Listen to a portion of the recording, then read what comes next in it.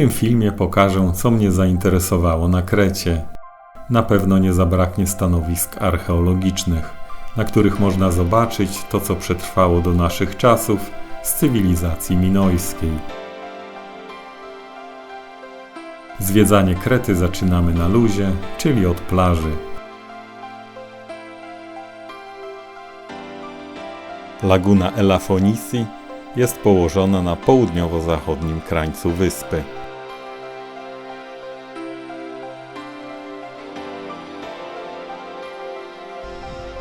Plaża zachowała swój naturalny wygląd. Nie ma problemu z miejscem do plażowania. Czysta, ciepła, szmaragdowo-turkusowa woda przyciąga plażowiczów spragnionych relaksu.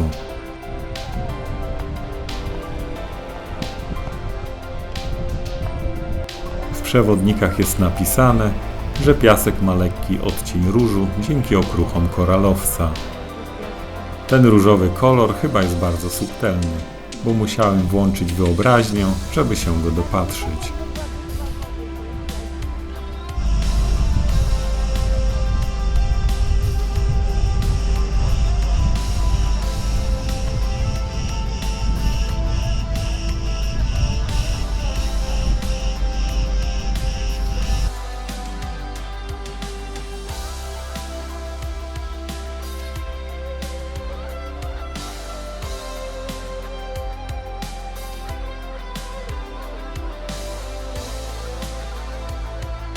Retymno to trzecie co do wielkości miasto na Krecie, które zamieszkuje około 35 000 mieszkańców. Miasto posiada bardzo ładną starówkę.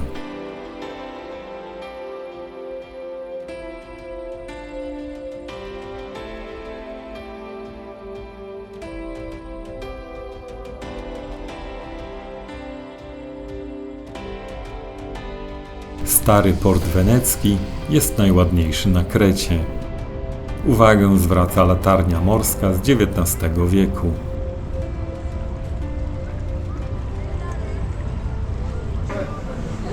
W porcie funkcjonują liczne restauracje i kafejki.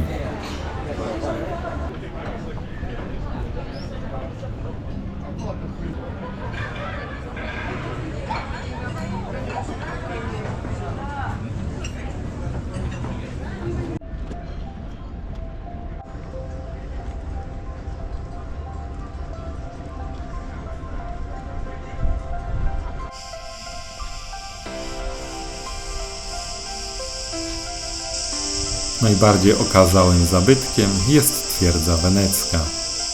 Jej mury powstały w XVI wieku.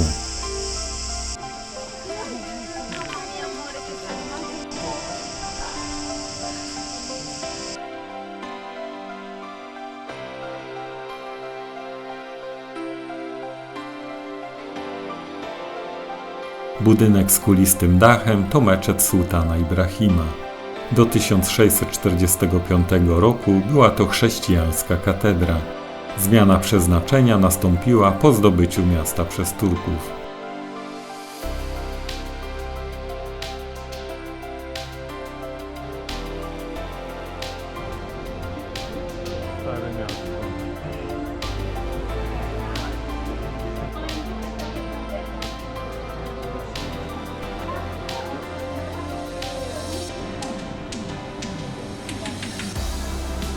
Meczet Nerace także był pierwotnie kościołem. Minaret pochodzi z końca XIX wieku.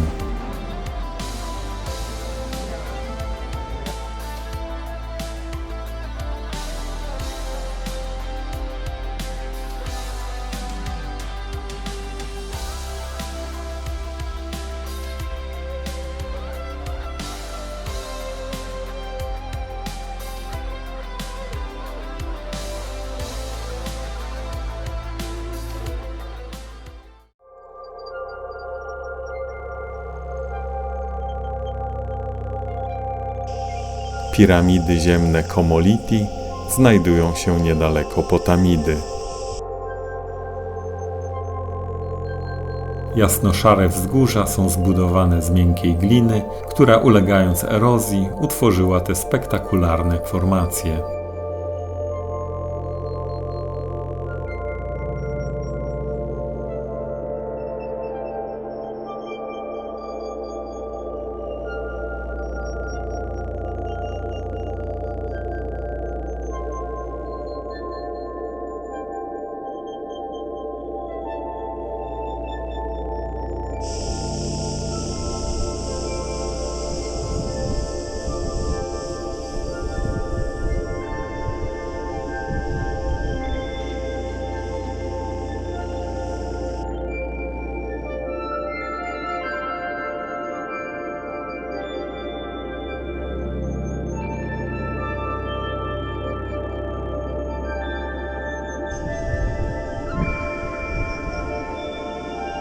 Widok drzew oliwkowych i wszechobecny dźwięk cykad działa wyjątkowo relaksująco.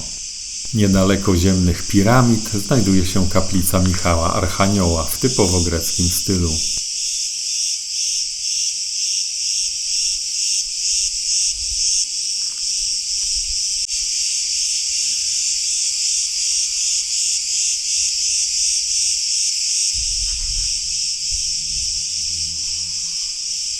Malutki biały budynek wciśnięty pod skałę, do którego trzeba zejść po schodach.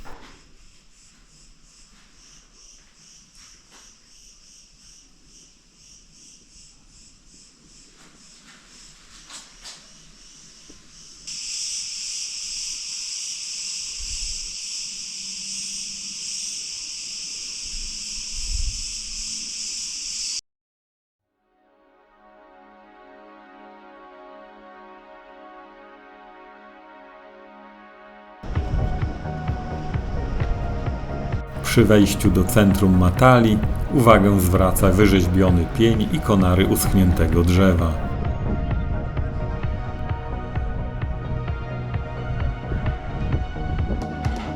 Uliczne graffiti w wielu miejscach nawiązuje do czasów, kiedy to wioskę opanowali hipisi.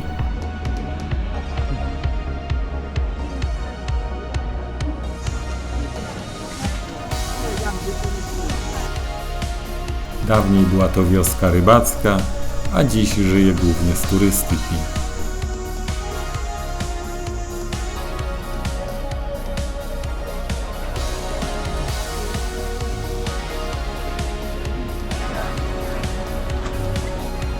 Matala była zamieszkana od czasów starożytnych, a sławę zyskała w latach 60. i 70. XX wieku jako miejsce spotkań hipisów.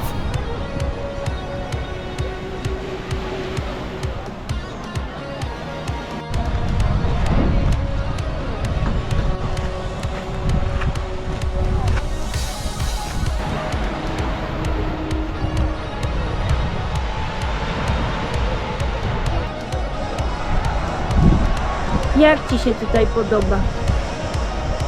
To ładnie. To śmiesz. Jeśli rządzimy kiedy. Tak? Janis Joplin? Jim Morrison?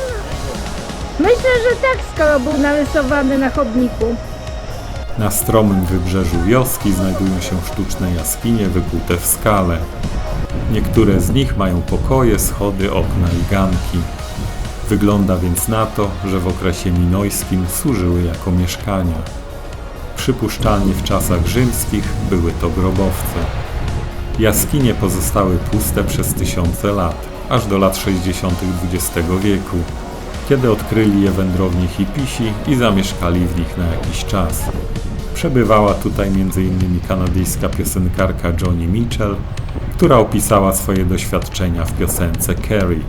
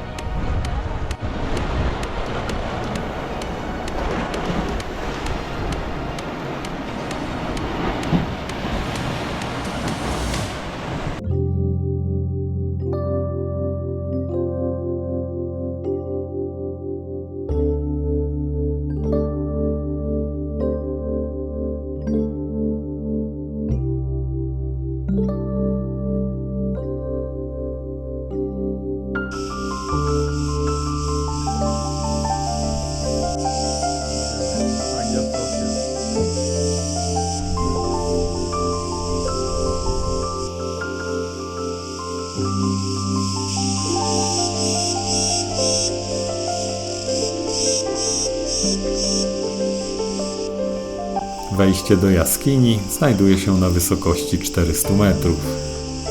Jaskinia Mądrości Bożej Hagia Sophia w Cazzo Matado składa się z jednej dużej komory o głębokości 100 metrów i wysokości 20 metrów. Wewnątrz wzniesiono maleńki kościół. Jaskinia wzięła nazwę od umieszczonej tam ikony, która podobno pochodzi ze świątyni w Konstantynopolu. Wewnątrz występują stalagmity i stalaktyty. Sporo form naciekowych zostało uszkodzonych ze względu na swobodny dostęp.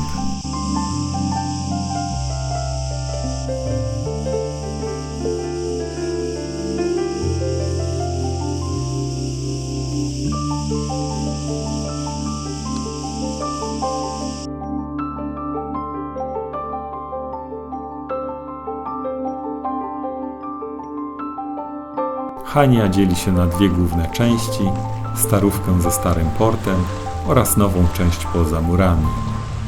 Chania, pierwsza stolica Krety, została zbudowana na ruinach antycznej Kydonii.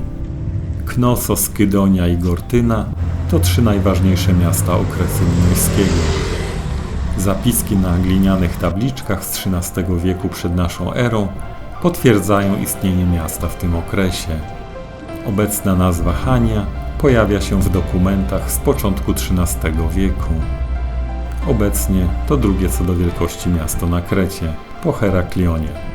Stare miasto zbudowane jest wokół portu weneckiego i jest otoczone weneckimi fortyfikacjami z 1538 roku.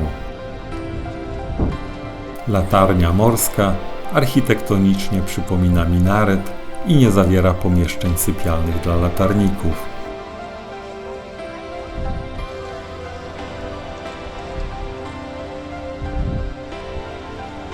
Ma 21 metrów wysokości. Należy do najstarszych latarni na świecie. Johnka z Hongkongu. Weneckie stocznie, po włosku arsenali, służyły do naprawy statków w okresie zimowym. Pierwotnie były otwarte na morze, dzięki czemu woda wpływała do ich wnętrza.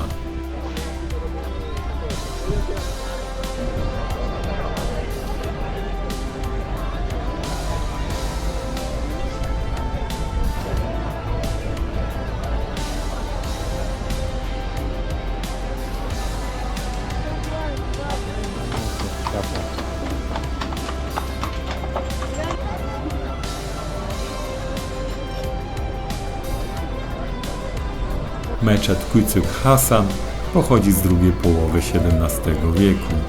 Kopuła meczetu wspiera się na 4 kamiennych łukach. Portyk jest zwieńczony 6 małymi kopułami.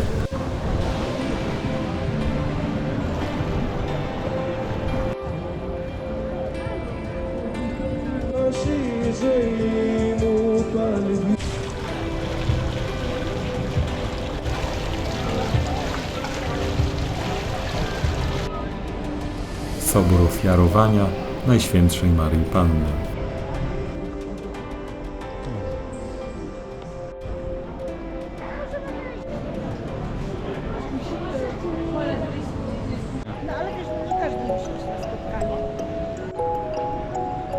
Kościół Świętego Mikołaja został zbudowany około 1320 roku jako klasztor katolicki. Po podboju Hani przez Turków w 1645 roku został przekształcony w meczet. Wtedy wzniesiono imponujący minaret z 2 balkonami. W 1918 roku meczet został przekształcony w cerkiew prawosławną ku czci świętego Mikołaja. Jest to jedyny kościół w Grecji posiadający dzwonnicę i minaret.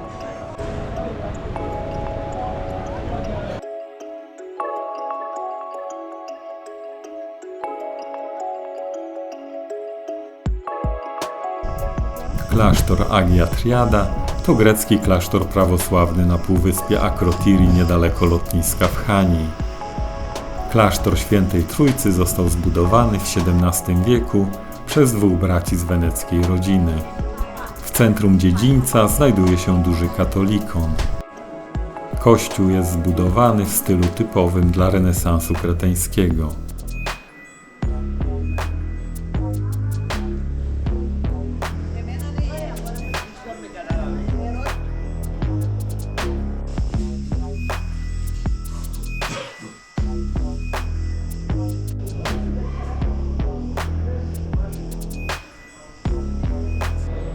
W klasztorze znajduje się muzeum.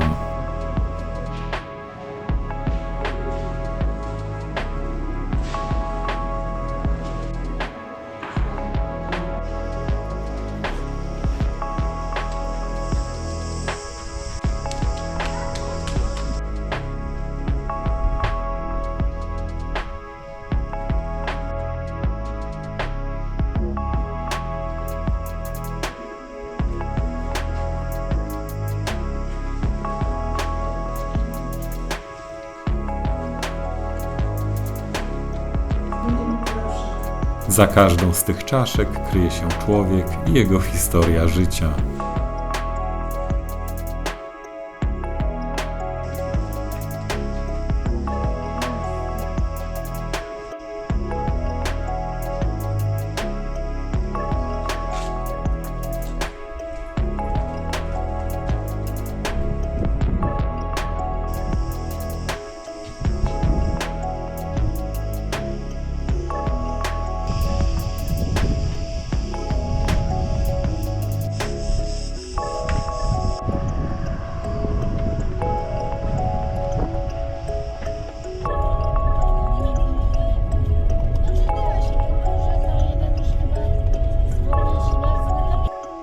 Trochę dalej stoi monastyr Gouverneto, w którym mieszka już tylko kilku mnichów. Wokół roztacza się górzysto-morski krajobraz Krety. Teraz zaprezentuję 3 stanowiska archeologiczne, które są położone blisko siebie. 2 z nich nie prezentują się okazale, ale dzięki temu będziecie mogli ocenić, czy warto tam pojechać w upalny dzień i czy warto wydawać ciężko zarobione pieniądze na bilety wstępu. 3 km od Faistos w Agia Triada znajduje się stanowisko archeologiczne. Można tu zobaczyć ruiny minojskiego kompleksu budynków.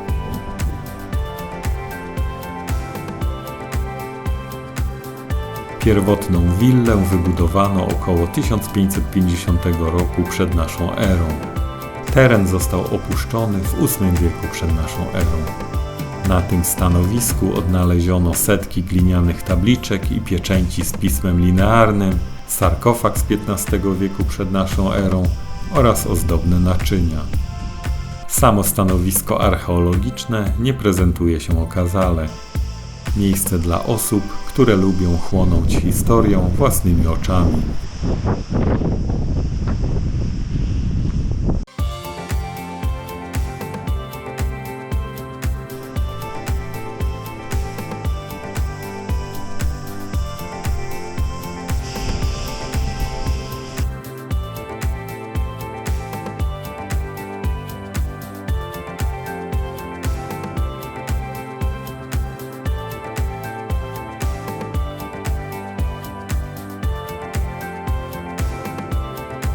Rezerwat archeologiczny Faistos jest położony na szczycie wzgórza. Najpierw wchodzimy na górny dziedziniec. Budowę pałacu w Faistos przypisuje się legendarnemu królowi Midasowi.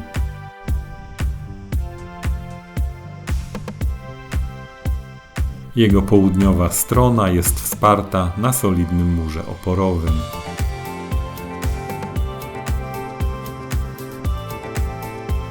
Około 1900 roku przed naszą erą wzniesiono tutaj pierwszy, tak zwany Stary Pałac, który uległ zniszczeniu 200 lat później w wyniku trzęsienia ziemi.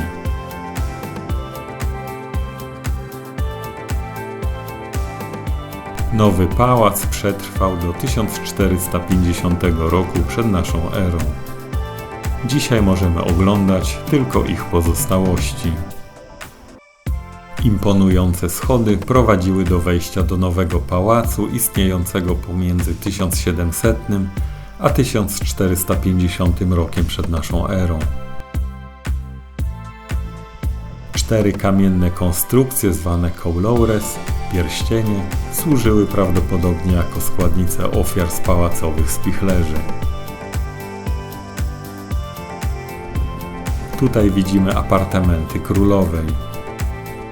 Przestronna sala z podwójną kolumnadą.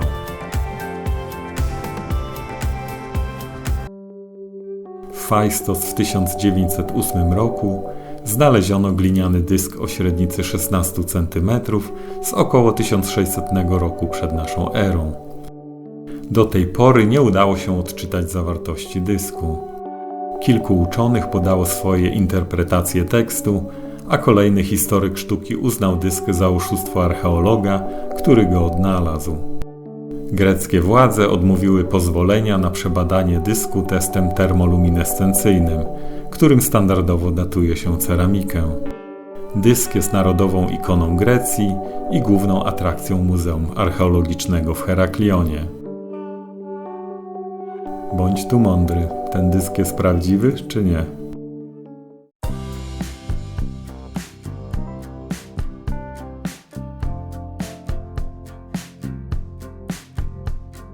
Tereny, na których leży Gortyna, były zamieszkiwane już 5000 lat temu. Gortyna była stolicą Krety w czasach rzymskich.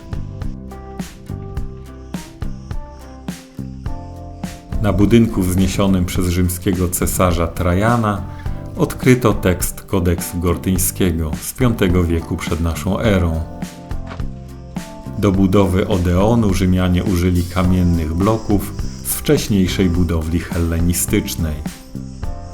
Kodeks gortyński jest najpełniejszym i najstarszym greckim kodeksem, obejmującym szeroki zakres prawa karnego, cywilnego i procesowego.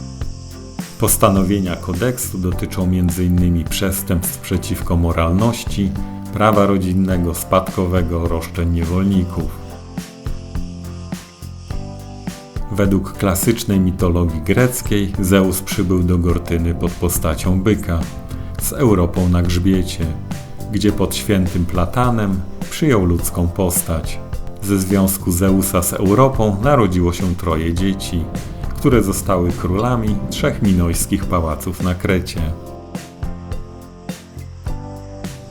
Bazylika świętego Tytusa, pierwszego biskupa Krety, została wzniesiona w VI wieku naszej ery. Jej ruiny przetrwały do naszych czasów.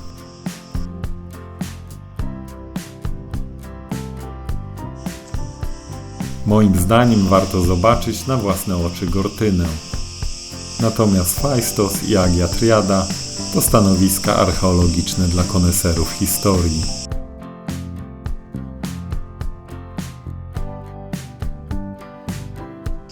Klasztor Chrysos Kalitissa zbudowany został w XVII wieku. Budynek jest położony 35 metrów nad poziomem morza, z widokiem na południowe Morze Kreteńskie.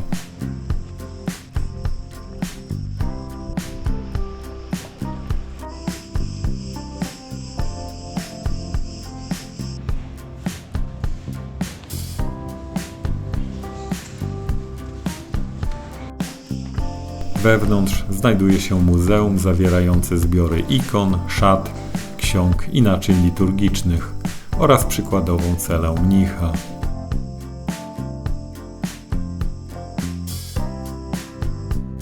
W osobnych pomieszczeniach znajduje się niewielkie muzeum folklorystyczne.